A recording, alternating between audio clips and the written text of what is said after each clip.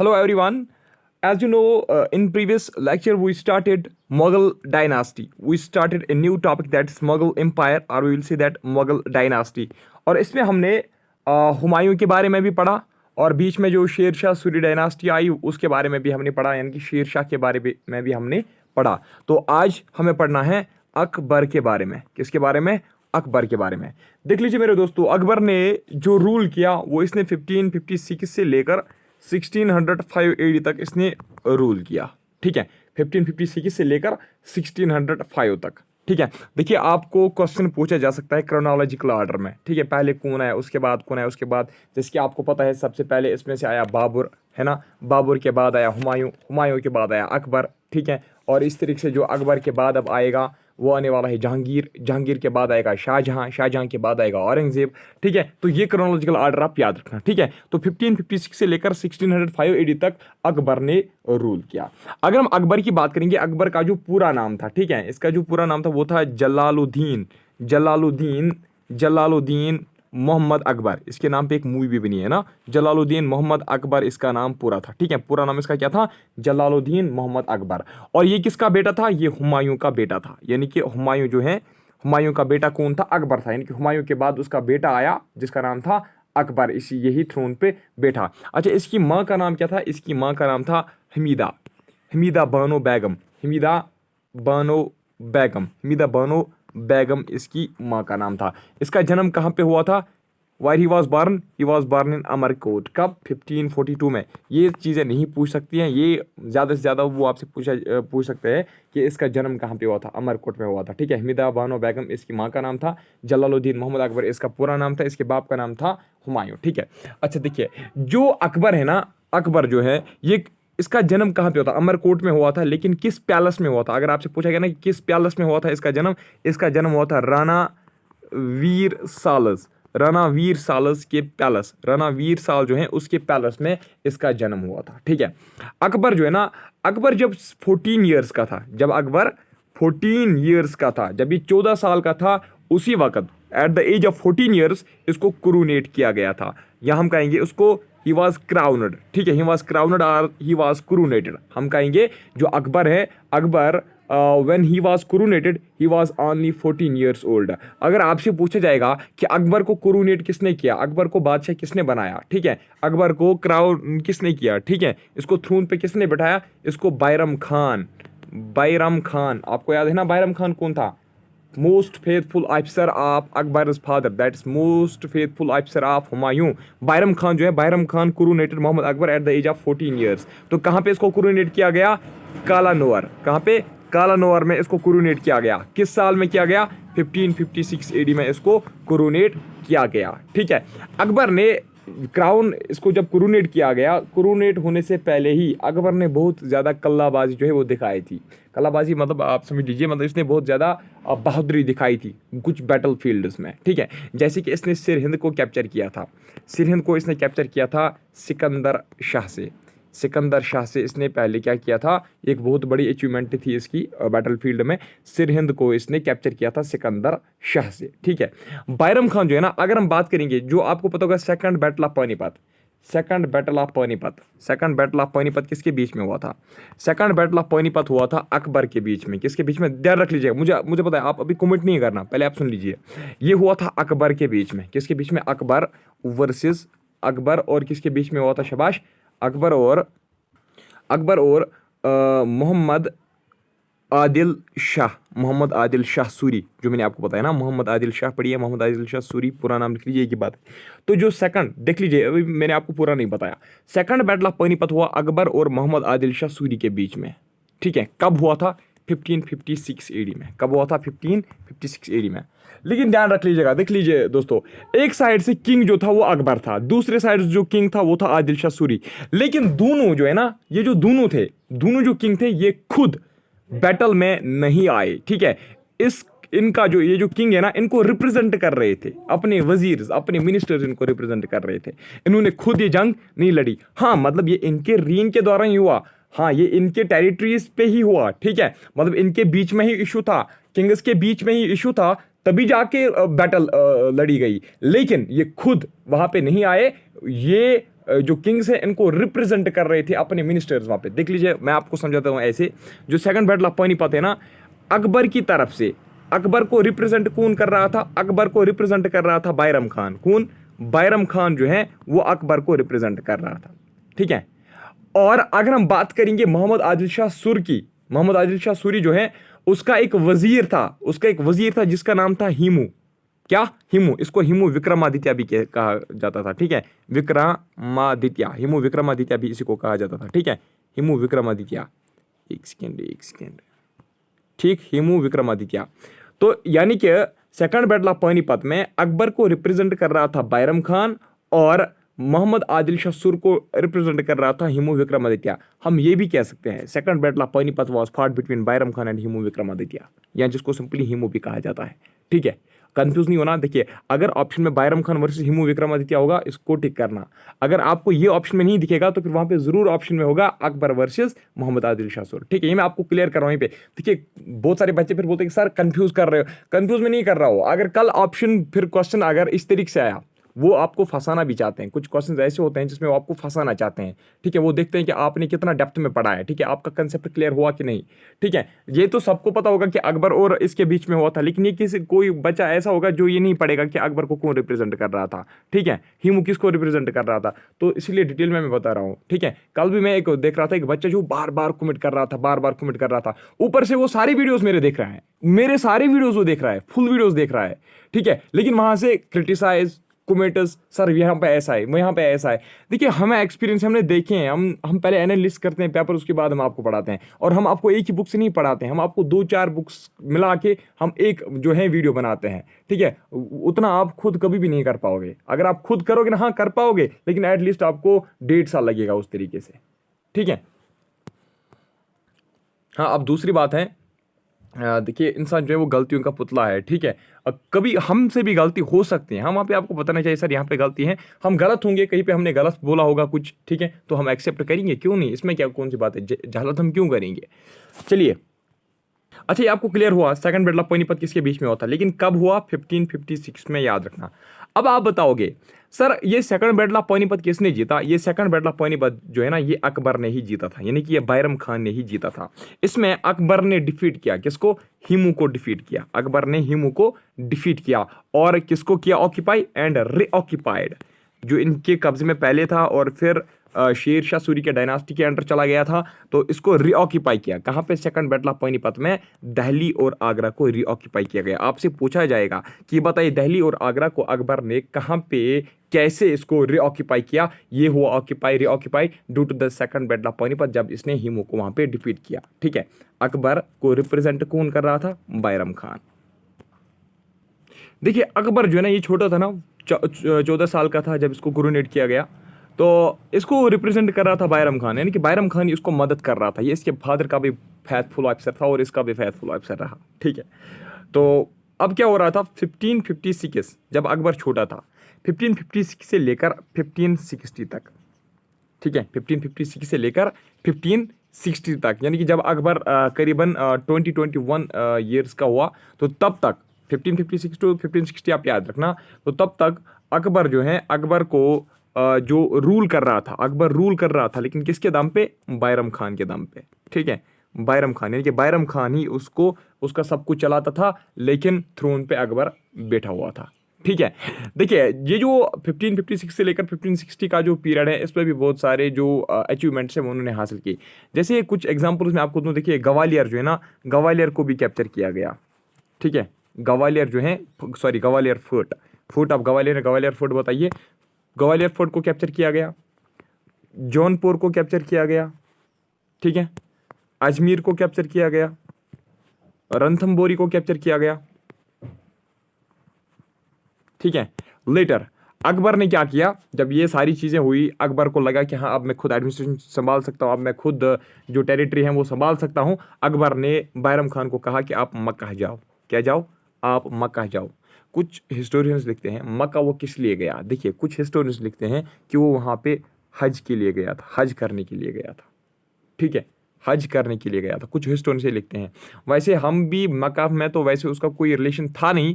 अब हम भी ये अंदाज़ा लगा सकते हैं कि बिल्कुल वो ये तो एक तो ये मुस्लिम था इसलिए वहाँ पे मक्का में गया होगा, ये हज करने के लिए गया होगा। ठीक है, तो याद रखना। लेकिन ये मक्का गया था, MECC मक्का, कुछ बुक्स में लिखा गया है MAKKAH मक्का। ठीक है, आप स्पेलिंग से कंफ्यूज नहीं हो, मतलब हो जाना। ठीक है, स्पेलिंग से आप कंफ्यूज नहीं होना।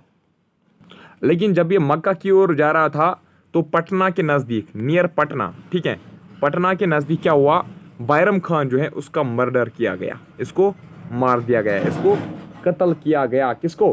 बैरम खान को। किसने कत्ल किया? अगर ये पूछा गया आपको इसको कत्ल किसने किया, ये इसका एक ओल्ड अफगानी इनिमी था। क्या था? ओल्ड अफगानी इनिमी एक था। ओल्ड अफगानी इनिमी इसका एक था, जिसका नाम, मेरे दोस्तों याद रखना आप, जिसका नाम मुबारक खान था। तो किसने इसको मार दिया? मुबारक खान ने। कहाँ पे?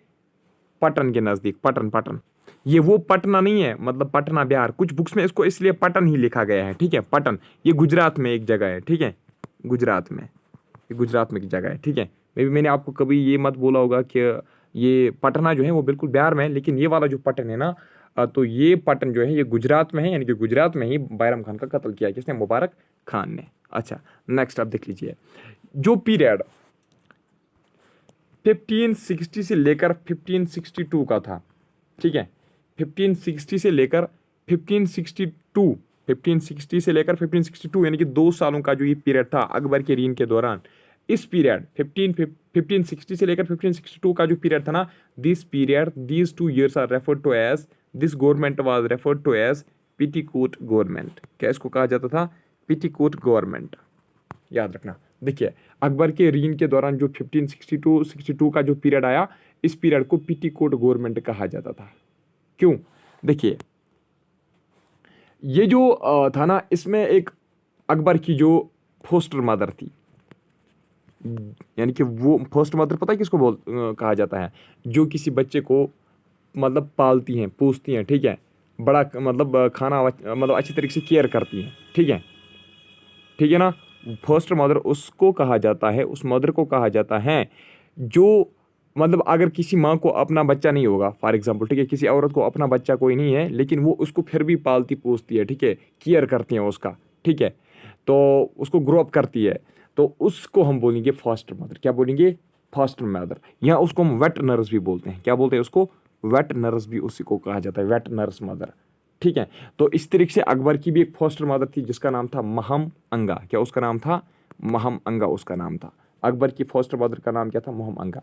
जो ये 2 साल थे ना, 1562, इस पीरियड में क्या हुआ, जो ये महम अंगा है ना, जो ये इसकी फॉस्टर मदर थी, ये चाहती थी कि मैं अकबर को रखूंगी एज पुपेट रूलर। ये अकबर को पुपेट रूलर बनाना चाहती थी। पुपेट रूलर का मतलब यानी कि अकबर थ्रोन पे बैठेगा, लेकिन जो मैं चाहूंगी वही कर दूंगी। ठीक है, जो मैं चाहूंगी वही टेरिटरी में हो जाएगा। ठीक है, जो कानून मैं बनाऊंगी वही चलेगा। ठीक है, अकबर को एक पुपेट रूलर, मतलब ये इसका एक मकसद था कि मैं अकबर को क्या बनाऊं? पुपेट रूलर बनाऊं।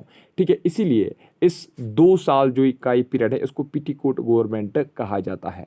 ठीक है, तो देखिए, पुपेट रूलर जब तक बैरम खान था ना, याद रखना, आज मैं थोड़ा बीमार हूँ इसलिए थोड़ा हल्के से बात कर रहा हूँ। ठीक है, बैरम खान जो है ना, जब तक बैरम खान अकबर के साथ था ना, तो कोई भी उस अकबर की एडमिनिस्ट्रेशन को छेड़ नहीं पाया। ठीक है, लेकिन जैसे ही बैरम खान की डेथ हुई, उसकी मदर ने ही पहले, उसकी जो फोस्टर मदर थी उसी ने पहले ट्राई किया था कि मैं अकबर को पुपेट रूलर बना दूं। ठीक है, लेकिन उसके बाद 1562 में ही इसकी डेथ होती है। 1562 में ही इसकी डेथ होती है। मे बी अगर ये जिंदा रहती और कुछ सालों के लिए, शायद अकबर पुपेट रूलर बन जाता। ठीक है, अच्छा, पिटीकोट, ये जो पिटीकोट गवर्नमेंट है इसमें 2 इन्वॉल्व थे। एक थी महम अंगा, इसकी ये फोस्टर मदर, और दूसरा भी एक था जिसका नाम था अदम खानज जुंता। अदम खानज जुंता, ये 2 इसमें इन्वॉल्व थे। किसमें? पिटीकोट गवर्नमेंट। ये दोनों चाहते थे, लेकिन ज़्यादा जो है वो महम अंगा का नाम ही आता है।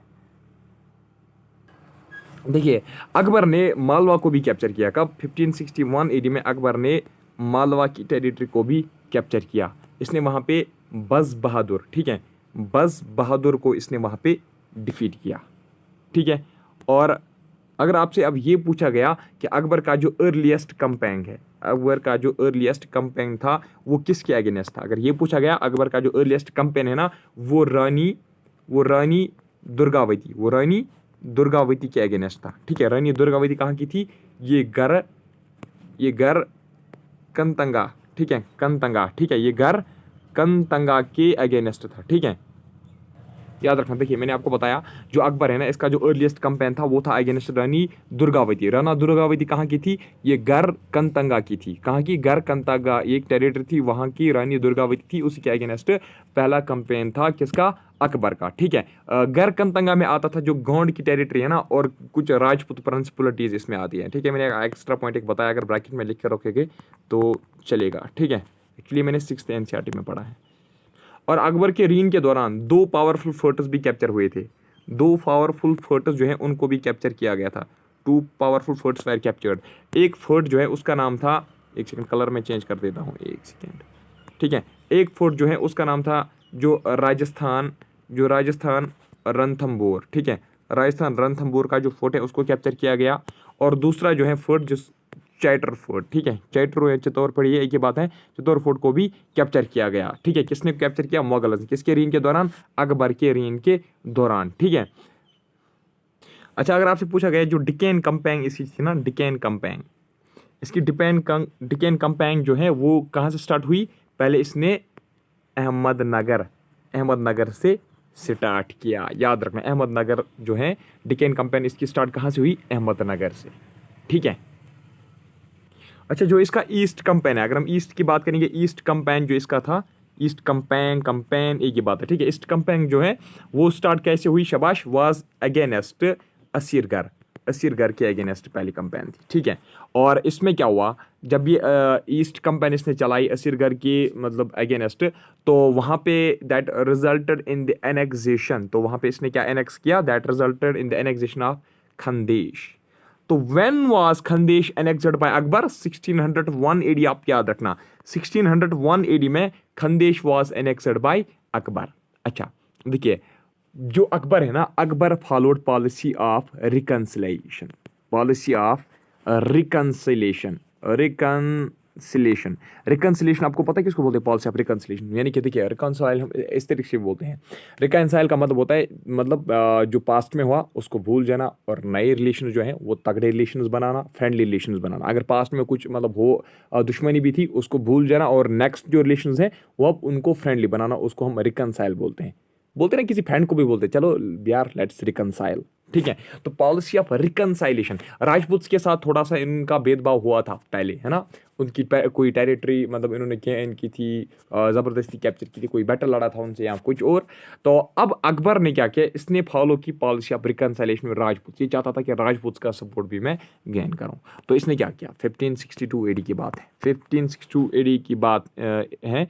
तो इसने क्या किया, ही मैरिड एल्डेस्ट डाटर जो किसकी थी, एल्डेस्ट डाटर जो राजा बहरमल जो कहाँ का था, जयपुर, जिसका नाम क्या था, हराखा बाई। और फिर 1570 में इसने क्या किया, इसने एक प्रिंसेस जो किसकी प्रिंसेस थी, प्रिंसेस ऑफ बीकानर और प्रिंसेस ऑफ जयपुर, थी, उनके साथ भी मैरिज की 1570 में। पहले 1562 में ही married eldest daughter of Raja Bharmal of Jaipur, that is Harkhabai. ठीक है, और 1570 में ही married princess of Bikaner and Jaisalmer. ठीक है, और हाँ कब 15 एक सेकेंड, हाँ जी अब देख लीजिए, ये जो है ना, ये कभी वीडियो जो है ना ये पाज होती है ऑटोमेटिकली, इसलिए मुझे ये बार बार दबाना पड़ता है। 1584 जो है ना, 1584 में फिर क्या हुआ, 1584 में जो प्रिंस सलीम था ना, ठीक है, प्रिंस सलीम जो मुगल डायनास्टी का था, ठीक है, prince Salim was married to daughter of, उसको प्रिंस सलीम को शादी किसके साथ की गई थी, डॉटर ऑफ राजा भगवान दास की बेटी से प्रिंस सलीम की शादी की गई। देख लीजिए, जब ये इसको हम कहेंगे, देखिए इसको हम कहेंगे मैट्रिमोनियल अलायंस। क्या कहेंगे, जब आप हायर मतलब क्लासेस में हिस्ट्री पढ़ोगे, अगर किसी को हिस्ट्री होगी तो फिर वहाँ पे आपको ये चीज़ें पता चलेंगी फिर, ठीक है। मैट्रिमोनियल अलाइनेंस, मैट्रिमोनियल अलाइनेंस का मतलब होता है कि शादी जो है ना, मतलब रिश्ता बढ़ाना, किसकी वजह से, शाबाश, शादी बढ़ाना बाय मैरिजेस, ठीक है। रिश्ते तगड़े करना बाय मैरिजेस, थ्रू मैरिजेस, उसको मैट्रिमोनियल अलाइनेंस कहते हैं, ठीक है। मैट्रिमोनियल अलाइनेंस का मतलब होता है मैरिज अलाइनेंस, सिंपली आप समझोगे, ठीक है, मैरिज अलाइनेंस। लेकिन देख लीजिए, जब इसने अपने बेटे को राजपूत के यहाँ शादी करवा दी और खुद भी राजपूत में शादी करवा दी, इससे क्या हो जाएगा, ब्लड रिलेशंस बन जाएंगे ना, इससे ब्लड रिलेशंस बन जाएंगे और राजपूत जो हैं वो और भी ज़्यादा लॉयल रहेंगे, ठीक है। राजपूत जो हैं वो अब किसका केयर करेंगे, मुगल डायनास्टी का वो ज़रूर केयर करेंगे। क्यों? क्योंकि इन्होंने तो अपनी बेटियां जो हैं वो यहाँ सौंप दी हैं इनको, ठीक। दैट्स वाई अकबर जो है ना, इसने ये policy of reconciliation, policy of matrimonial alliance इसने फॉलो की, बहुत बड़ा चालाक था। देखिए इससे क्या हुआ, इससे फ्रेंडशिप हुई किसके बीच में, राजपूत और मुगल्स के बीच में। लेकिन एक्सेप्ट मेवाड़ जो है ना, मेवाड़ में ये इनकी फ्रेंडशिप नहीं रही राजपूत के साथ, ठीक है, एक्सेप्ट मेवाड़, याद रखना। देखिए ऑल दीज एक्टिविटीज, जैसे कि मैट्रिमोनियल अलायंस था या पॉलिसी ऑफ रिकन्सिलेशन था, तो इसकी वजह से फ्रेंडशिप हुई राजपूत और मुगल्स के बीच में, लेकिन एक्सेप्ट मेवाड़, मेवाड़ के साथ इसकी फ्रेंडशिप नहीं रही, ठीक है। अच्छा, अगर हम बात करेंगे 1572 की, ये बहुत इंपॉर्टेंट पॉइंट है, क्लास 4 में पूछा गया था, ठीक है। 1572 में बैटल ऑफ सरनाल हुआ, क्या हुआ, बैटल ऑफ सरनाल। तो बैटल ऑफ सरनाल में क्या हुआ, जो गुजरात हैं, गुजरात को कैप्चर किया गया, गुजरात वाज कैप्चर्ड। गुजरात को किसने जीता, गुजरात के ऊपर विक्ट्री हुई, किसकी, अकबर की। अकबर वन गुजरात इन 1572, याद रखना, ठीक है। तो 1572 में ही बैटल ऑफ सरनाल भी हुआ था, ठीक। अकबर वन गुजरात इन 1572। तो ऐसी गुजरात में जब इसकी विक्ट्री हुई, इस विक्ट्री को कमोमोरेट, यही क्वेश्चन आया था, ये कमोमोरेशन का क्वेश्चन आया था। इस गुजरात की विक्ट्री को कमोमोरेट करने के लिए अकबर ने कंस्ट्रक्ट किया बुलंद दरवाज़ा, यही पूछा गया था। अकबर ने जब विक्ट्री की गुजरात के ऊपर, जब उसका फतेह हुआ, तो उसके बाद उसने कौन सी जो बिल्डिंग है वो बनाई थी, तो वो था बुलंद दरवाज़ा। कौन, बुलंद दरवाजा, बुलंद दरवाजा पढ़ो या बुलंद दरवाजा पढ़ो, जा या जा एक ही बात है, ठीक है, बुलंद दरवाजा, ठीक है, बुलंद दरवाजा। तो कहाँ पे बनाया गया था, शाबाश, जब ये गुजरात के ऊपर इन्होंने विक्ट्री की, ठीक है। कब बनाई गई फिर, 1602 एडी में, 1572 में गुजरात को कैप्चर किया। इस विक्ट्री को कमोमोरेट करने के लिए अकबर ने बुलंद दरवाज़ा बनाया 1602 में। कहाँ पे बनाया, अगर ये भी पूछा गया तो याद रखना, फतेहपुर सिकरी में। कहाँ पे, फतेहपुर सिकरी में बनाया गया। अच्छा देखिए, राजा मान सिंह, राजा मान सिंह, ठीक है, राजा मान सिंह जो है ना, ये भी आर्मी का, मुगल के आर्मी का एक ऑफिसर था, ठीक है। राजा मान सिंह ने कनकर किया बिहार को, बंगाल को, उड़ीसा को, किसके लिए, अकबर के लिए। राजा मान सिंह जो है उसने बिहार, बंगाल, उड़ीसा को कैप्चर किया, किसके लिए, अकबर के लिए, ठीक है, याद रखना। अब देख लीजिए 1586 में, याद रखना ये इंपॉर्टेंट डेट है, 1586 में अकबर ने कैप्चर किया कश्मीर को, किसको, कश्मीर को। और ये भी याद रखना 1593 में, 1593 में अकबर ने कैप्चर किया सिंध को। 86 में किसको कैप्चर किया, कश्मीर को। 1593 में कैप्चर किया सिंध को। और जिस वक्त अकबर की डेथ हुई 1605 एडी में, जिस वक्त अकबर की डेथ हुई 1605 एडी में, उसके का जो एम्पायर है ना, उसमें आता था कश्मीर भी, सिंध भी उसी के अंडर था उस वक्त, जिस वक्त अकबर की डेथ हुई, ठीक है। कंधार भी उसी के अंडर था, ठीक है, कंधार, और क्या था, और extended as far as Godavari, Godavari तक उसकी टेरिटरी थी डिकेन में। अगर हम डिकेन की बात करेंगे, यानी कि साउथ की बात करेंगे, तो गोदावरी तक इसकी टेरिटरी थी। अगर आपसे पूछा गया कि अकबर को बुरी कहाँ पे किया गया, Akbar has been buried at Agra, ठीक है, नियर आगरा उसको बुरीड किया गया है।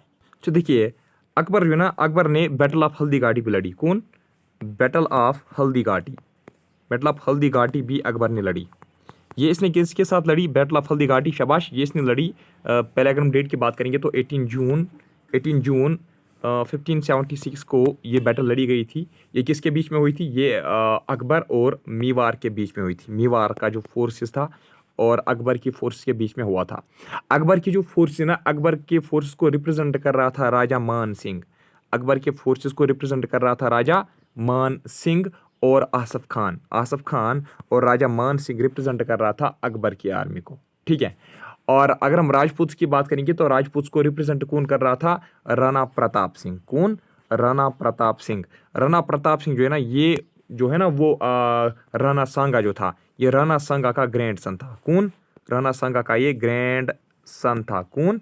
शाबाश, राणा प्रताप सिंह। तो ये राणा प्रताप सिंह एक साइड से राजपूत की आर्मी को राणा प्रताप सिंह रिप्रेजेंट कर रहा था, दूसरे साइड से मुगल्स की आर्मी को राजा मान सिंह और आसफ खान रिप्रेजेंट कर रहा था। यहाँ पे बैटल ऑफ हल्दी घाटी में राजपूत स्वायर डिफीटेड, यानी कि ये भी अकबर ने ही जीती, ठीक है। राजपूत स्वायर डिफीटेड, राजपूत को डिफीट किया गया, ठीक है ना। अच्छा, राजा मान सिंह ने, मैंने जैसे कि अभी आपको बोला सीक्वेंस में अगर हम देखेंगे, पहले इसने बिहार को कैप्चर किया, बिहार के बाद शाबाश बंगाल को, और बंगाल के बाद उड़ीसा को भी इसने कैप्चर किया। ये मैं आपको सीक्वेंस में समझा रहा हूँ, ठीक है। पहले बिहार, उसके बाद बंगाल, उसके बाद उड़ीसा, बिहार बंगाल उड़ीसा, ठीक। अच्छा, अब देख लीजिए 1580, एक सेकेंड, हाँ याद रखना, 1599 ईडी में क्या हुआ? जो अकबर है ना, अकबर ने डिफीट किया किसको? चांद बीबी। चांद बीबी जो कहाँ का था? चांद बीबी जो अहमदनगर का था। अहमदनगर को इसने कब्जा किया कब? 1599 में। याद रखा ना, 1599 में जब इसने चांद बीबी को वहाँ पे डिफीट किया, ठीक है। अगर आपसे पूछा गया ना कि लास्ट कनक्वेस्ट अकबर का कौन था, ठीक है, लास्ट पे इसने किसको कनक्वेस्ट किया, कौन सी टेरिटरी लास्ट वाली थी? तो वो था fort of Asirgarh in Deccan. Fort of Asirgarh in Deccan, यानी कि in south. Fort of Asirgarh in Deccan in 1601 AD, यानी कि 1601 एडी में इसका लास्ट कनक्वेस्ट हुआ, जब इसने फोर्ट ऑफ असीरगढ़ को क्या किया? कैप्चर किया, ठीक है। ये इसका लास्ट कनक्वेस्ट था, याद रखना, ठीक है। अब अगर हम देखेंगे इंपॉर्टेंट कुछ पॉइंट्स देखेंगे, कुछ इंपॉर्टेंट एस्पेक्ट्स देखेंगे जो अकबर के रूल के दौरान हुए। देखिए, जैसे कि सबसे पहले इसमें आप याद रखोगे 1585 में क्या होता है? 1585 में एक बंदा आता है जिसका नाम होता है रेलेफ फिच इसका नाम होता है, रेलेफ फिच जो है ना, ही वाज फर्स्ट इंग्लिशमैन, याद रखना, first Englishman to visit Akbar's court, first Englishman to visit Akbar's court, वो कौन था? Ralph Fitch. कब आया? 1585 में, ठीक है। और अकबर ने रिपील किया, अकबर ने खत्म किया, अकबर रिपीलड, कौन से लॉज इसने खत्म किए? जैसे प्रैक्टिस ऑफ स्लेवरी था ना, प्रैक्टिस ऑफ स्लेवरी, गुलामी का जो वो प्रैक्टिस कर रहे थे किंग्स पहले से, प्रैक्टिस ऑफ स्लेवरी जो है, स्लेवरी प्रैक्टिस, वो इसने खत्म की। किसने? अकबर ने, ठीक है। कब? 1562 में, डेट भी याद रखना, 1562 में स्लेवरी प्रैक्टिस खत्म की अकबर ने। पिलग्रिमेज टैक्स जो है ना, पिलग्रिमेज टैक्स जो हिंदूज पे लगाया जा रहा था, ठीक है, हिंदूज पे जो लगाया जा रहा था। 1563 एडी, याद रखना, 1563 एडी में क्या हुआ? जो हिंदू पिलग्रिमेज टैक्स है ना, वो भी रिपील किया गया, वो भी खत्म किया। किसने? अकबर ने वो भी खत्म किया, ठीक है। और फिर 1564 एडी में, ये इंपॉर्टेंट पॉइंट है, इसने जजिया टैक्स जो नॉन मुस्लिम्स के ऊपर लगता था ना, जजिया टैक्स को भी इसने 1564 एडी में खत्म किया। तो jizya tax was abolished by Akbar, ठीक है। अच्छा, जो बीफ का इस्तेमाल किया जाता है ना, गोश्त का, ठीक है, गाय के गोश्त का, वो भी इसने फॉरबिड किया। क्या किया? वो भी इसने मना किया, दैट वाज फॉरबिडन। किसने मना किया? अकबर ने। और 1583 में अकबर ने बैन लगा दी, किसके ऊपर? किलिंग्स ऑफ एनिमल्स के ऊपर अकबर ने क्या लगा दी? बैन लगा दी, ठीक है, कुछ दिनों के लिए, ठीक है। कुछ मतलब दिन उसने ऐसे रखे जिसमें एनिमल्स का कत्ल, एनिमल्स की किलिंग्स नहीं की जा सकती, ठीक है। और अकबर जो है ना, ये 2 बार ये कहाँ इसने विजिट किया? 2 टाइम्स ही विजिटेड जो शेख मुइनुद्दीन चिश्ती जो कहाँ पे हैं? अजमेर में, ठीक है। तो वहाँ पे इसने 2 बार विजिट किया, किसने? अकबर ने। और अकबर जो है, he believed in Sulhikul, Akbar believed in Sulhikul का मतलब होता है पीस टू ऑल, ठीक है। ये चाहता था कि हर एक जो है वो अमन व अमान के साथ रहे। सुलहिकुल में कौन बिलीव करता था? इसमें बिलीव करता था अकबर, ठीक है। अच्छा, इसने एक इबादत खाना बनवाया, क्या बनवाया? इबादत खाना। अकबर ने एक इबादत खाना बनवाया। इबादत खाना होता था, ये हॉल ऑफ प्रेयर्स होता था, ठीक है, जहाँ पे नमाजें वगैरह जो हैं वो अदा की जाती थी, ठीक है, प्रेयर्स अदा की जाती थी, ठीक है। हॉल ऑफ प्रेयर्स, इबादत खाना जिसको हम बोलते हैं। ये इसने कहाँ पे बनवाया? ये इसने फतेहपुर सिकरी में बनवाया। कहाँ पे? फतेहपुर सिकरी में बनवाया। कब? 1575 एडी में, ठीक है। और याद रखना फिर इससे 1575 में जब इसको बनाया तो फतेहपुर सिकरी में, फिर 1578 में इस हॉल ऑफ प्रेयर, इस इबादत खाना को ओपन किया गया for all religions. It was opened for all religions. कब? 1578 में, याद रखना। और यहाँ इस इबादत खाना में वो रिलीजियस डिस्कशंस क्या कर रहा था? वो रिलीजियस डिस्कशंस यहाँ पे हेल्ड करवा रहा था। ठीक है, ठीक है। He used to conduct religious discussions there in Ibadat Khana. किसके साथ वो रिलीजियस डिस्कशन कर रहा था? तमाम जो बाकी मतलब मज़हब के जो कुछ स्कॉलर्स थे, या हम कहेंगे उनके कुछ पंडित थे, उनके साथ डिस्कस कर रहा था। जैसे हिंदूज का यहाँ पे एक आता था, हिंदू धर्म से यहाँ पे एक आता था, एक स्कॉलर आता था, हम कहेंगे एक पंडित आता था जिसका नाम था पुरुषोत्तम दास। पुरुषोत्तम दास के साथ ये रिलीजियस मैटर्स यहाँ इबादत खाना में वो डिस्कस कर रहा था। ठीक है। और एक था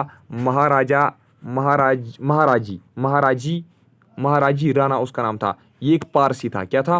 पारसी। ठीक है, ये पारसी कम्युनिटी से ताल्लुक़ रखता था। ये भी यहाँ पे आता था डिस्कशंस में। और अगर हम बात करेंगे हरि विजया सूरी, और दूसरा एक था हरि विजया सूरी, और दूसरे का नाम था जीन चंद्रा सूरी। ठीक है, ये दो जो थे ना, ये जैनस के थे। ये जैनस कम्युनिटी के साथ ताल्लुक़ रखते थे। ये भी यहाँ पे डिस्कशंस में आते थे। अच्छा, और एक आता था, दो आते थे क्रिश्चियन कम्युनिटी से, एंटोनियो मॉन्सिरेट। ये भी एक क्रिश्चियन था। ये भी यहाँ डिस्कशंस में आता था, रिलीजियस डिस्कशंस में। और एक्वा जो है, ये भी एक क्रिश्चियन था। ये यहाँ पे रिलीजियस डिस्कशंस में आता था। कहाँ? इबादत खाना में। अब देख लीजिए 1579 ईडी में अकबर ने क्या किया? अकबर इशूड डेक्री ऑफ, याद रखना, ही इशूड डेक्री ऑफ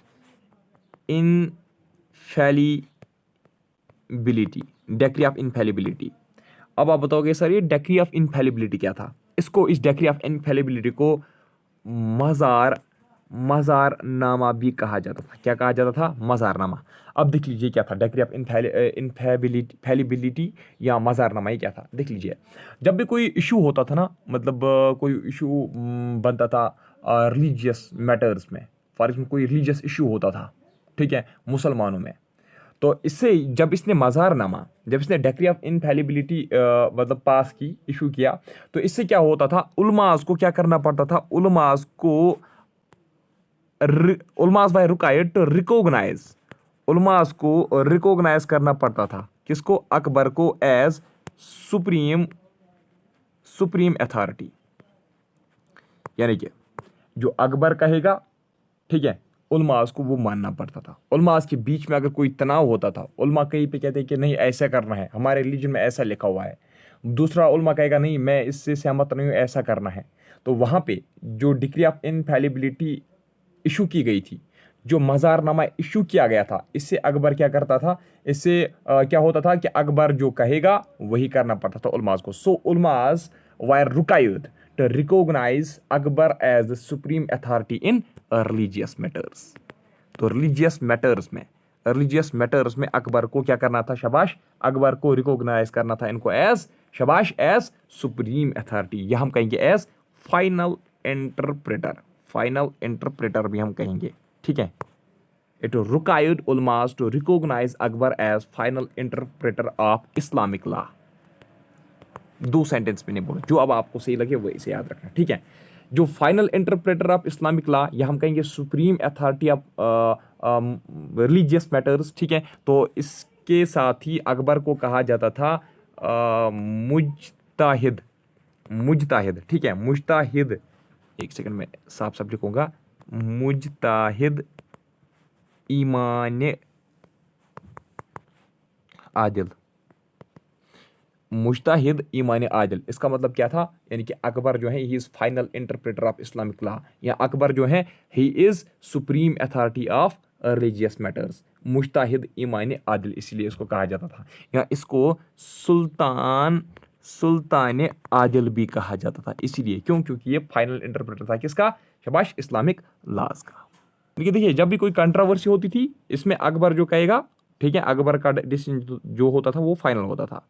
देखिए बहुत ज़बरदस्त था अकबर जो है ना, Akbar to curb the dominance, ठीक है, to curb the dominance of ulamas की डोमिनेंस को कर्ब करने के लिए उलमास का जो वो पावर था, उलमास का जो मतलब आज भी उलमास के पास पावर होता है, ठीक है, जिस तरीके से मतलब हिंदू धर्म में पंडित जो कहेंगे वही होता है, वही वो मानते हैं, उसी उनका ही मानते हैं। इस तरीके से जो हमारे यहाँ इस्लाम में जो हमारे उलमास होते हैं हमें उनका मानना पड़ता है, ठीक है, क्योंकि वो उनके पास ज़्यादा नॉलेज होती है इसलिए उनका मानना पड़ता है, ठीक।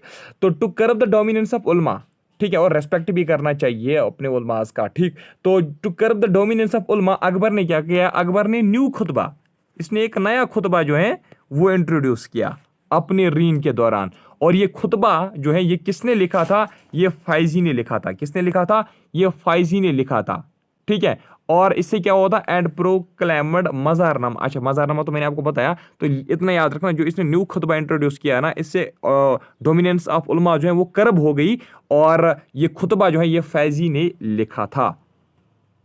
ये जो डेक्री ऑफ इनफैलिबिलिटी इसने इशू किया, या मज़ारनामा जो इसने इशू किया, इसके बाद ही अकबर को अमीरुल अमीर उल मोमिन भी कहा जाता था। क्या, अमीर उल मोमिन भी इसको कहा जाता था, यानी कि लीडर ऑफ फेथफुल। अमीर उल मोमिन यानी कि लीडर ऑफ फेथफुल भी उसी को फिर कहा जाता था। कब, जब इसने मज़ारनामा जो है मज़ारनामा इसने जब इशू किया, ठीक है। यानी कि ये जो है ना, देखिए आपको याद रखना है, मज़ारनामा इंट्रोड्यूस किया अकबर ने।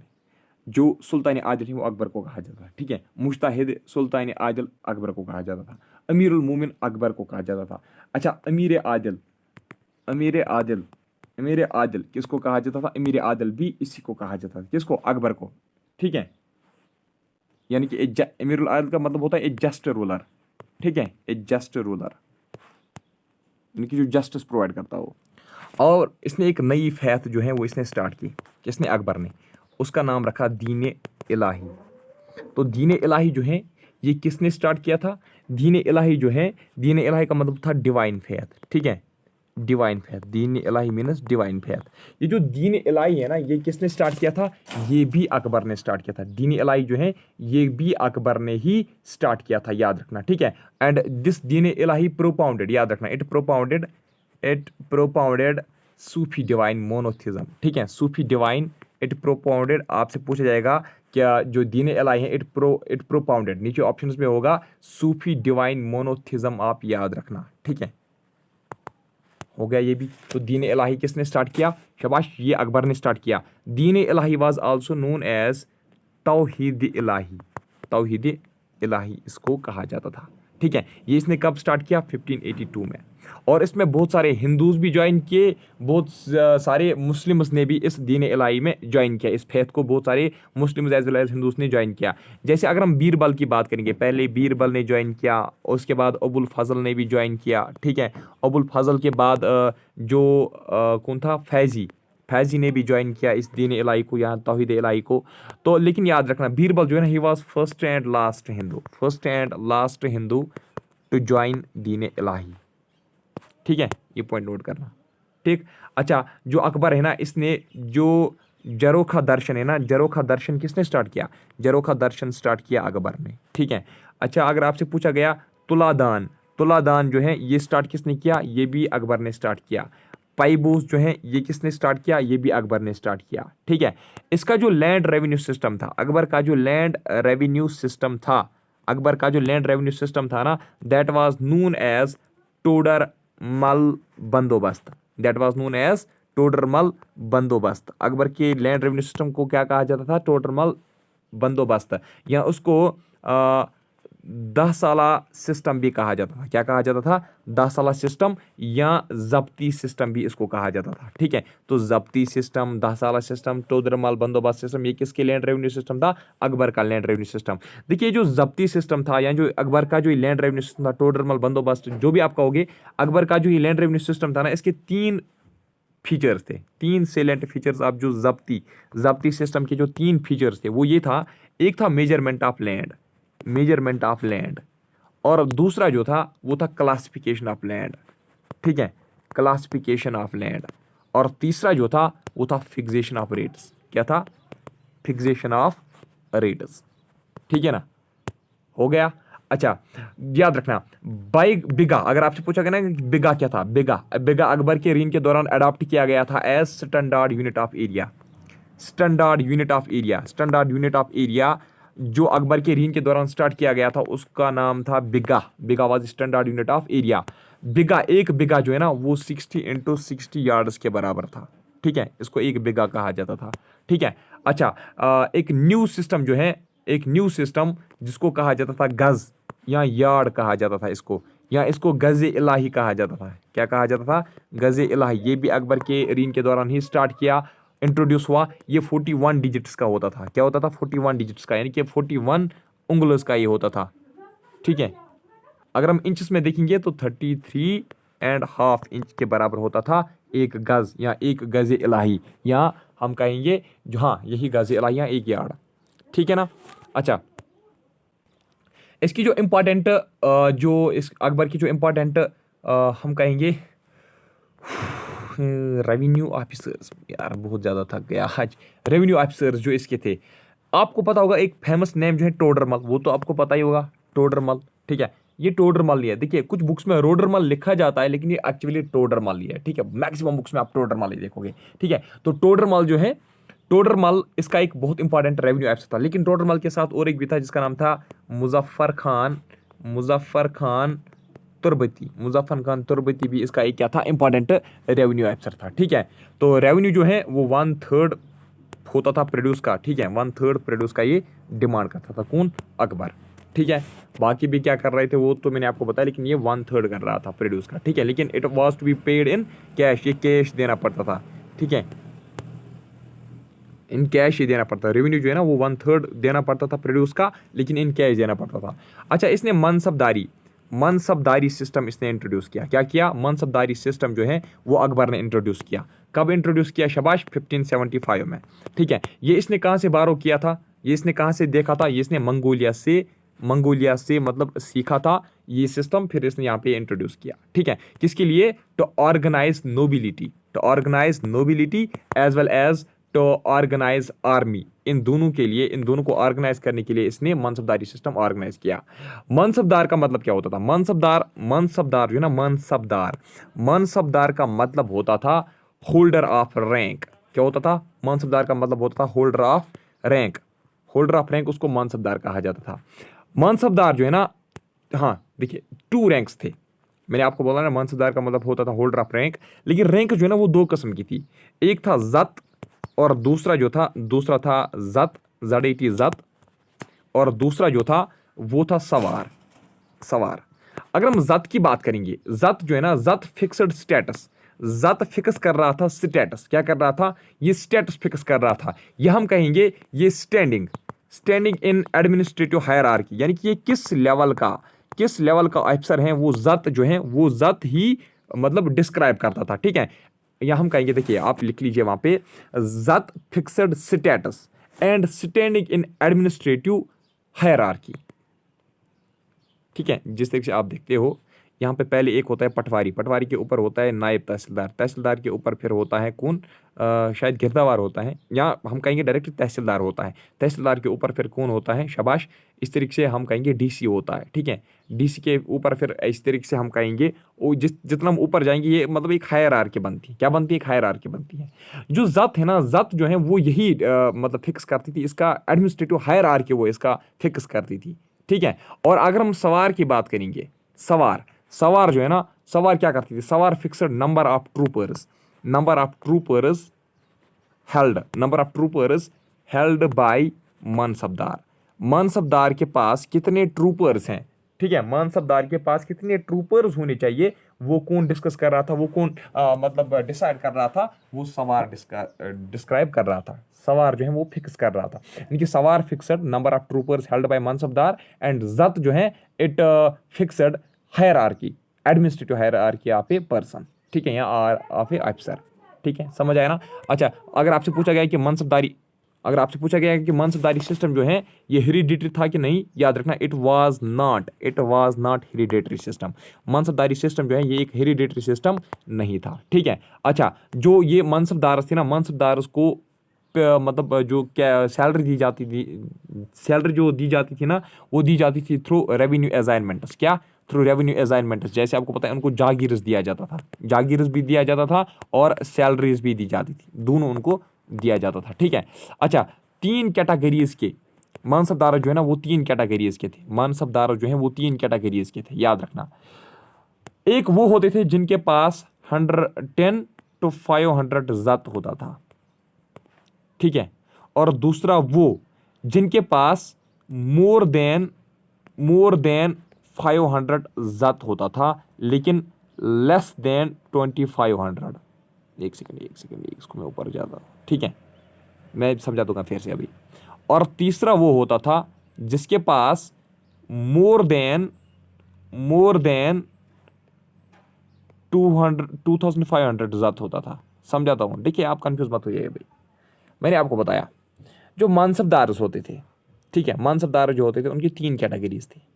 एक वो होती थी जिसके पास, ठीक है, those holding ranks from 500 to, sorry, those holding ranks from, एक सेकंड पहले कलर चूज करने दो, 10 to 500 जब्त, ठीक है। एक मानसबदार वो था जिसके पास रैंक जो होती थी वो 10 to 500 जब्त की होती थी, ठीक है, और उसको उमरा कहा जाता था,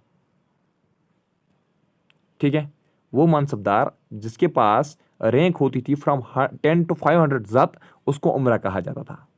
और दूसरा वो होता था जिसके पास मोर देन 500 होता था बट लेस देन 2500, उसको ये वाला, ठीक है, more than 500 and less than 2500 जब्त जिसके पास होता था, जिसके पास ये रैंक होती थी, उसको क्या कहा जाता था? उसको एक सेकंड में यहाँ पे लिखूंगा, उसको अमीर, अरे यार, AMIR, अमीर आजम कहा जाता था। अमीर आजम किसको कहा जाता था? जिसके पास मोर देन 500 लेस देन 2500 जात होता था, ठीक है। अच्छा, अब ये होता था, और एक ये होता, सॉरी यार, सॉरी, जो ये है ना मोर देन 500 लेस देन 2500, उनको कहा जाता था अमीर, सिंपली इनको अमीर कहा जाता था। और जिनके पास मोर देन 2500 होता था उनको अमीर आजम कहा जाता था। याद रखना, एक होता था पहले उमरा, उमरा के बाद अमीर के बाद अमीर आजम। सबसे ज्यादा पता है किसकी रैंक सबसे ज्यादा थी, सबसे ज्यादा पता है किसके पास ज्यादा था? वो था 2500 नहीं, वो था 7000 जब्त किसके पास होते थे? शाबाश, वो एक मानसबदार था जिसका नाम था, अभी जो मैंने आपको बताया, मान सिंह को हाईएस्ट जब्त थी, कितने? 7000, ठीक है। और उसके बाद भगवान दास जो है वो सेकंड नंबर पे आता था, उसके पास 5000 जब्त हुआ करते थे, ठीक है। They enjoyed the privileged positions in the mansabdari system. ये भी याद रखना, पर्शियन जो है ना, पर्शियन लैंग्वेज जो है इसको ऑफिशियल लैंग्वेज बनाया गया था। Persian was made as official language. Persian जो है, पर्शियन याद रखना, PERSIAN, पर्शियन को ऑफिशियल लैंग्वेज बनाया गया था। किसका? मुगल एम्पायर का। किसके रीन के दौरान? मुगल एम्पायर का। मुगल एम्पायर में जब पर्शियन लैंग्वेज ऑफिशियल करार दी गई तो उस वक्त कौन रूल कर रहा था? अकबर, यानी कि अकबर ने ही मुगल एम्पायर में पर्शियन लैंग्वेज को ऑफिशियल बना दिया था।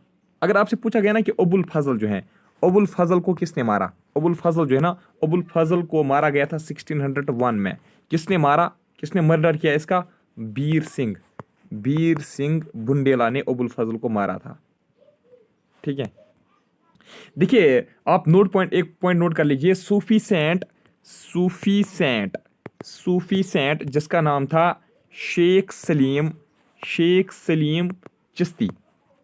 नोट कर लीजिए, Sufi saint Sheikh Salim Chishti, blessed Akbar with a son whose name was Salim, who was named Salim यानी कि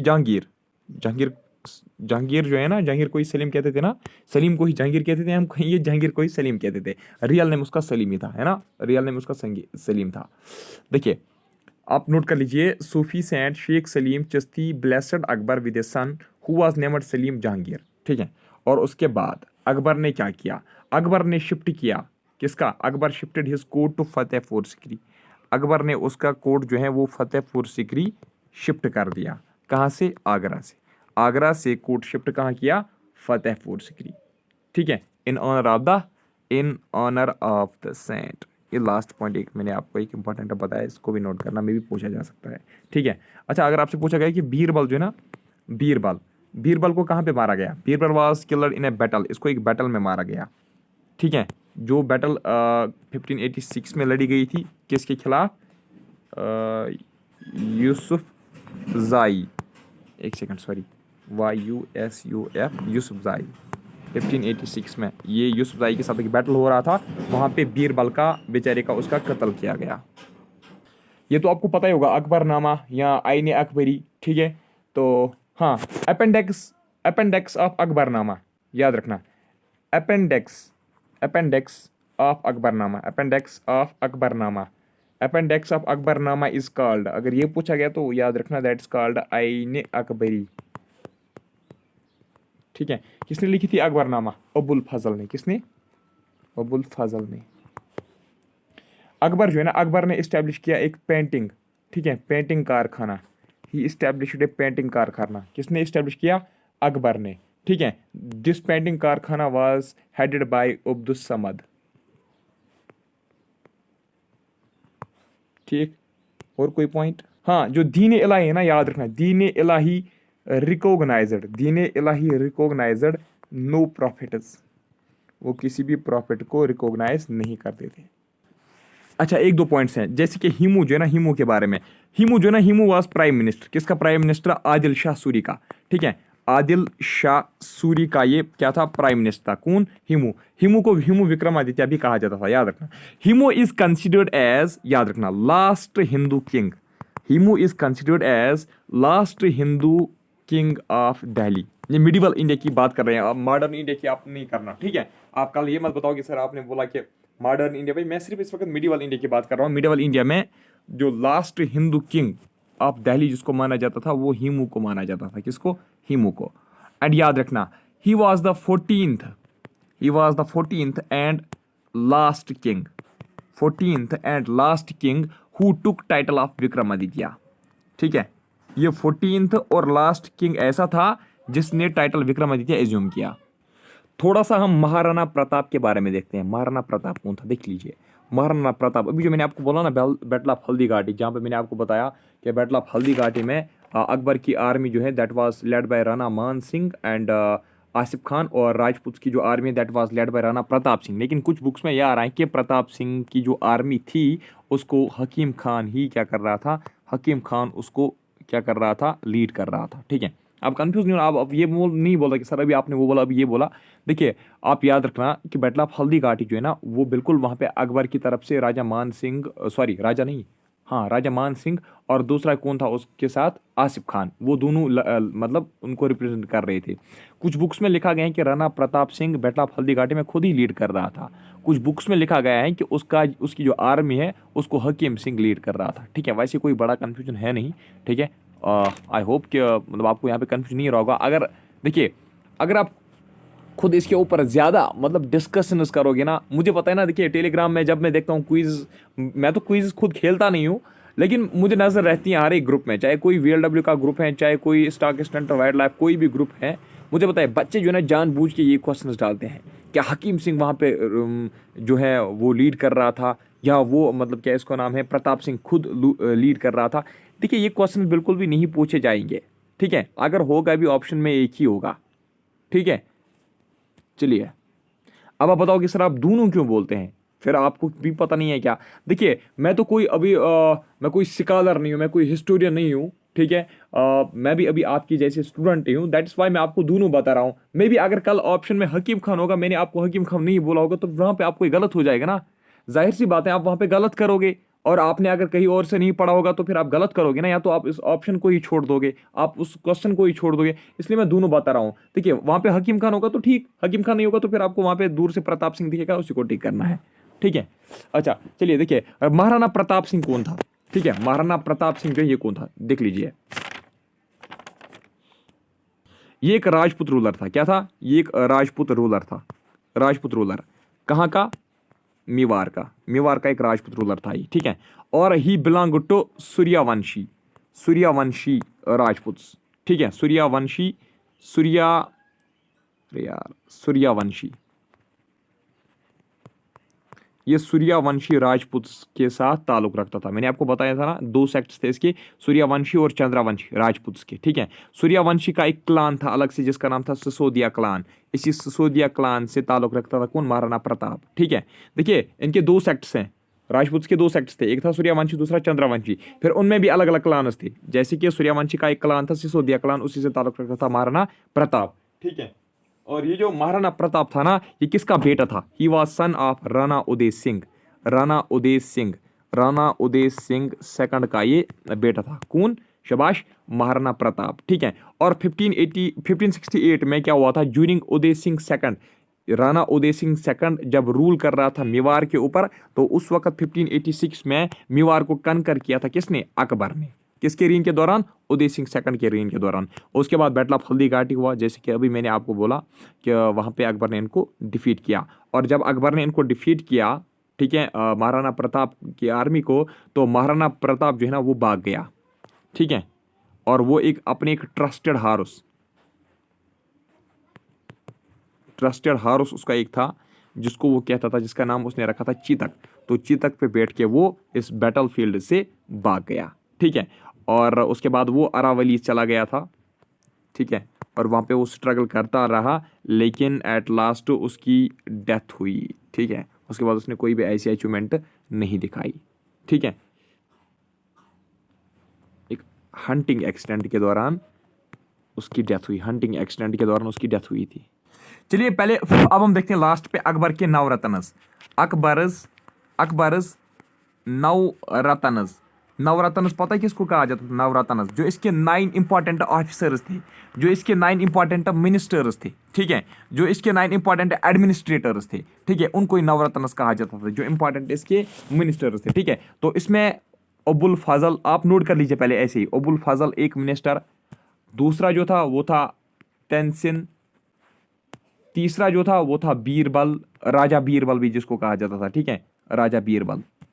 चौथा जो था वो था राजा टोडरमल। ठीक है, राजा टोडरमल, शाबाश। और कौन था? राजा मान सिंह, राजा मान सिंह, शाबाश। और कौन था? और था अब्दुल रहीम खाने खाना, अब्दुल रहीम खाने खाना। ठीक है, और कौन था? शाबाश। और था फकीर, फकीर अजियोद्दीन, फकीर अजियोद्दीन, शाबाश। और कौन था? मौला मुल्ला दो पियाजा। ठीक, ये था इसके नवरत्न। देखिए मैंने नवरत्न से आपको इनके नाम बताए, इनकी थोड़ा सा मैं डिस्क्रिप्शन भी बताऊंगा। छोड़ दीजिए पहले नवरत्न को, एक इंपॉर्टेंट पॉइंट नोट करना। अगर आपसे पूछा गया मोहम्मद मोहम्मद हुसैन, मोहम्मद हुसैन, या कुछ बुक्स में लिखा है हुसैन, ऐसे मोहम्मद हुसैन, मोहम्मद हुसैन। ठीक है, कुछ बुक्स में इसको लिखा गया है मोहम्मद हसन, लेकिन हसन ये नहीं है, ये बिल्कुल भी हसन आप इसको नहीं, कहीं पे भी नहीं लिखना। ठीक है, मोहम्मद हुसैन या मोहम्मद हुसैन, देखिए इसमें मतलब स्पेलिंग मिस्टेक हो सकती है, लेकिन प्रोनाउंसिएशन सेम है ना। मोहम्मद हुसैन या मोहम्मद हुसैन ये कश्मीरी था। क्या था? ये कश्मीरी था, अकबर के कोर्ट में, अकबर के कोर्ट में। ठीक है, ये कौन था? ये कैलीग्राफर था। क्या था? ये कैलीग्राफर था। ठीक है, इसको अकबर ने टाइटल दिया था जरिन जरिन कलाम, जरिन कलाम, जरिन कलाम, यानी कि गोल्डन पेन, इसको टाइटल दिया गया था। ठीक है, लेकिन ये नवरत्न में से नहीं था, याद रखना। ये अलग मैंने आपको पॉइंट बताया कि मोहम्मद हुसैन एक कश्मीरी कैलीग्राफर था अकबर के कोर्ट में, जिसको ऑनर किया गया था विद टाइटल जरिन कलाम या गोल्डन पेन। ठीक है, ये अलग एक पॉइंट बताया। नवरत्न के बारे में मैंने आपको बताया। अब हम थोड़ा सा उनके बारे में देखेंगे। देखिए, नौ रत्नस, नौ वजीरस या नौ ऑफिसर्स, नौ एडमिनिस्ट्रेटर्स, एक ही बात है। अब हम अबुल फजल के पहले अबुल फजल, अबुल अबुल फजल के बारे में पहला हम देखते हैं। अबुल फजल जो है ना, ये वजीर था अकबर का। ठीक है, ये अकबरनामा का आथर था, अकबरनामा का ये आथर था। ठीक, अकबरनामा, बहुत बार मैंने आपको ये बताया भी। अगर आपसे पूछा गया ना कि थर्ड पार्ट जो है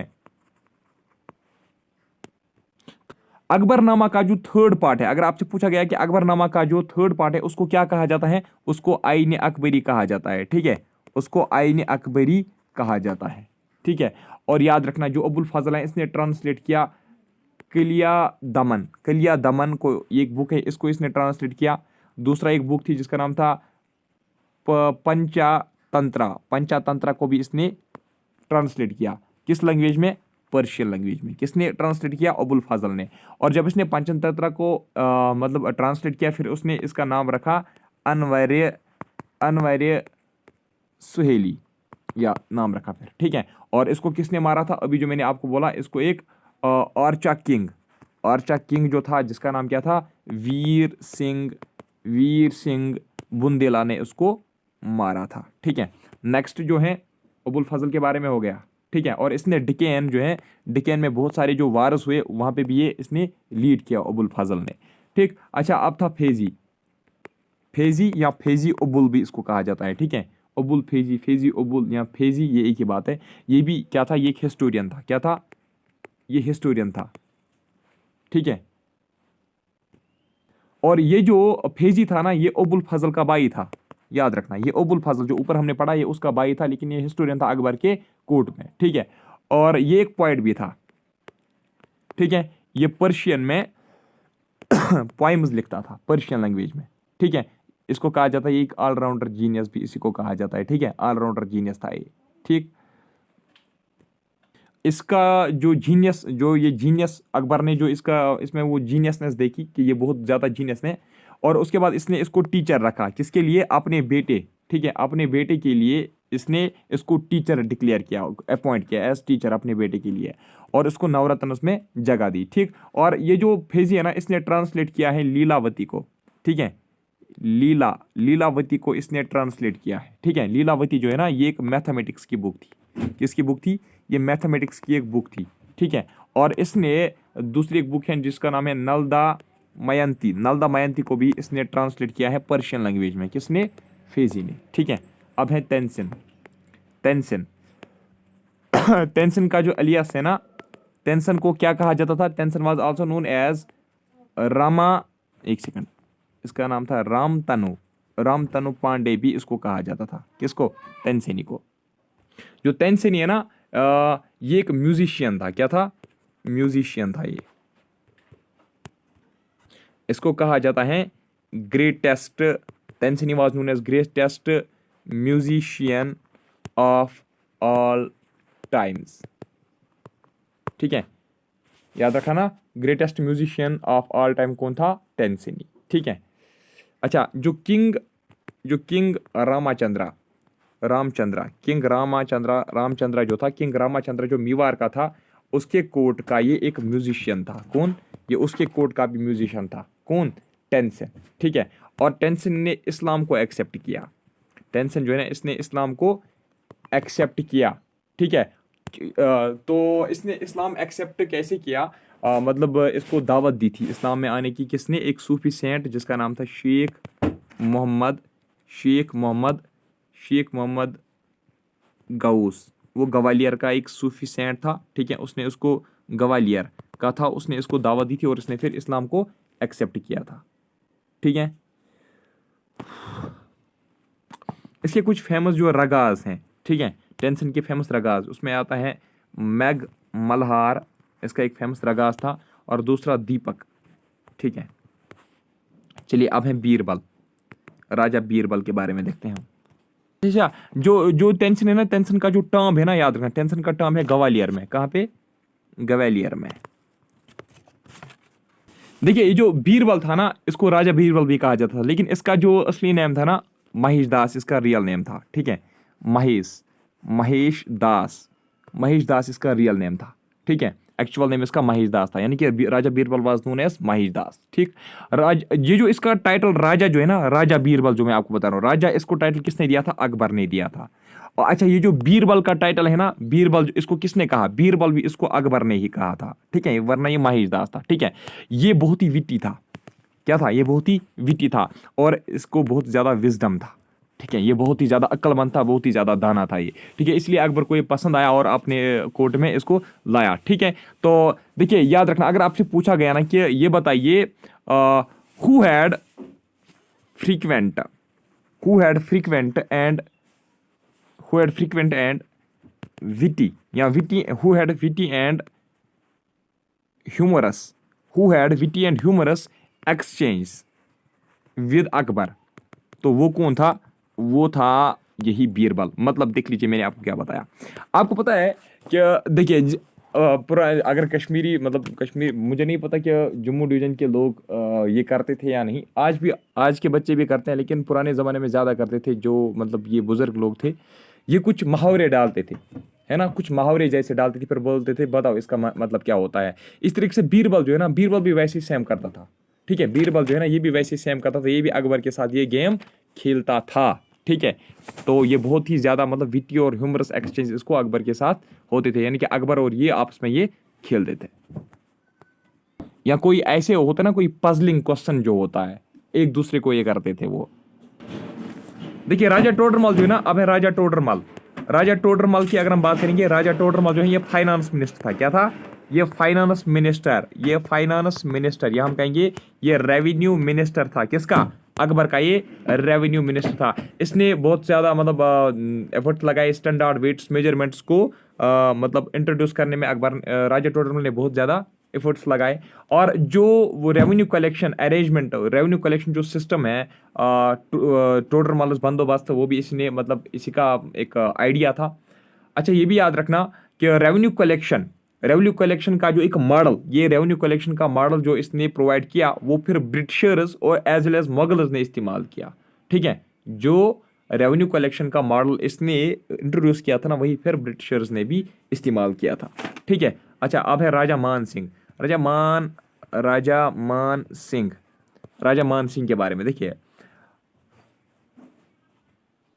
ये अकबर का ट्रस्टेड जनरल था, ट्रस्टेड आर्मी जनरल। ठीक है, एक्चुअली राजा मान सिंह पहले क्या था? ये पहले राजा ऑफ अंबर था। क्या था? राजा ऑफ अंबर, रूलर ऑफ अंबर था। ठीक है, राजा मान सिंह जो है ना, इसने अकबर के लिए बहुत सारी टेरिटरीज लाई, जैसे मैंने अभी आपको बोला था बिहार, बंगाल, उड़ीसा लाया। ठीक है, और बैटल ऑफ हल्दी घाटी में इसने अकबर को मतलब मदद दी। ठीक है, अच्छा नेक्स्ट कौन था? अब अब्दुल रहीम, अब्दुल रहीम, अब्दुल रहीम खाने खाना, है ना, ये नेक्स्ट था। तो ये क्या था? ये एक पोइट था। ठीक है, ये हिंदी कॉपलेट्स के लिए मशहूर था। He was known for Hindi couplets. अब नेक्स्ट है, नेक्स्ट कौन था ये? इसका नाम है फकीर। अच्छा एक बात याद रखना, अब्दुल रहीम, एक सेकंड। देखिए ये जो अब्दुल रहीम खाने खाना था ना, ये मुस्लिम था बाय बर्थ, लेकिन he was devotee of Lord Krishna. याद रखना, he was devotee of Lord Krishna. ठीक है, और इसने रहीम रहीम सतसाई भी इसने लिखी है। किसने? अब्दुल रहीम खाना ने। ठीक है, और इसने ट्रांसलेट किया है बाबरनामा। बाबरनामा को इसने ट्रांसलेट किया पर्शियन में। किसने? शबाश, अब्दुल रहीम खाना ने। अच्छा, जो इसके बाद अब कौन बचता है? फकीर, फकीर अजुद्दीन। फकीर अजुद्दीन, फकीर अजुद्दीन जो है ना, ये अकबर का एक चीफ एडवाइज़र था। क्या था? चीफ एडवाइज़र था ये अकबर का। और फकीर अजुद्दीन, हाँ, और ये एक सूफी मिस्टिक था। क्या था? सूफी मिस्टिक भी था ये। ठीक है, नेक्स्ट है अब मुल्ला दो पियाजा। पिज्ज़ा नहीं पढ़ना, ठीक है, ये मुल्ला दो पियाजा, मुल्ला दो पियाजा। ये क्या था? ये was among Mughal emperors chief adviser. ये भी एक चीफ एडवाइज़र था। ठीक है, मुल्ला दो पियाजा जो है ना, ये भी एक कश्मीर का था। मुल्ला दो पियाजा जो है ना, ये भी कश्मीर का ही था। ठीक है, अच्छा अकबर जो है ना, Akbar regarded his advice in high steam. ठीक है, इसकी एडवाइस अकबर जो है ना ज़्यादा मानता था। किसका? मुल्ला दो पियाजा का। Akbar regarded whose ideas, whose advice was regarded as high esteem by Akbar, तो वो था मुल्ला दो पियाजा। ठीक है, लास्ट पॉइंट था, बहुत इंपॉर्टेंट पॉइंट ये भी था। तो और कुछ अगर चाहिए तो बताओ। नहीं, वैसे तो कंप्लीट हो गया। तो चलिए आज की इस वीडियो में इतना ही, मिलता हूँ आप इस नेक्स्ट टॉपिक में। तब तक के लिए bye, take care, thank you very much.